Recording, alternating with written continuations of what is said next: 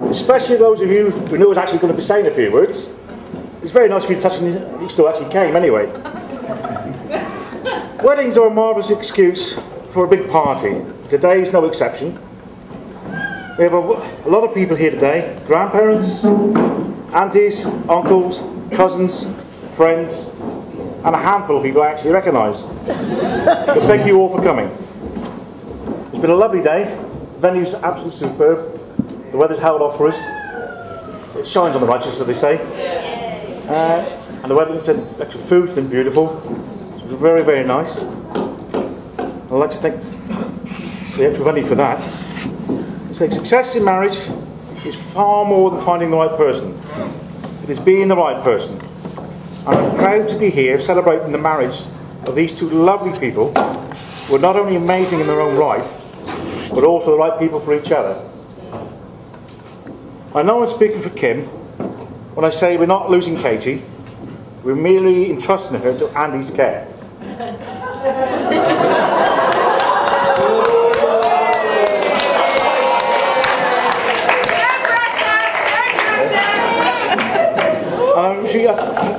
As we've got to know Andy over the last few years, we've come to the inescapable conclusion that it'll be very good care indeed.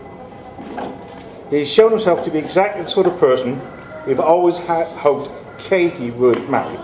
Yeah? And he's a wonderful lad, and we know he'll keep Katie in check. Yeah? Not too sure which to keep who in check, but there you go. And we feel honoured to have him as part of the family, as our son-in-law.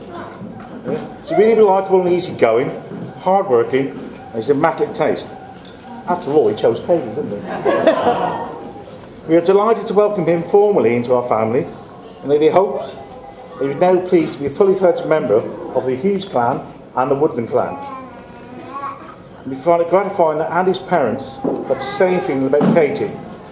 They've taken to her heart years ago, and we know she's a real favourite with Lynn and Graham. They've been a lifeline for her on many occasions, and a big sincere thank you to both of you, from both of me and Kim, from the bottom of our hearts. Mr. Lynn and Graham, thank you very much.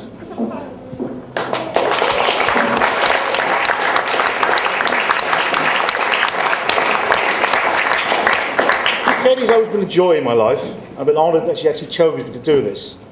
I was actually in Marrakesh with Terry going a challenge from Plymouth to Banjul on the Christmas of 2008, when I had a little letter I couldn't open until Christmas Day.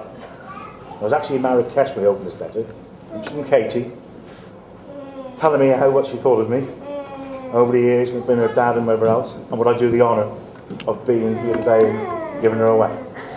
Very, very nice. It was a lovely thing to have, being miles away from home. Katie, I know you've always been a beautiful woman, but I've never seen you look quite so gorgeous and as radiant as you do today.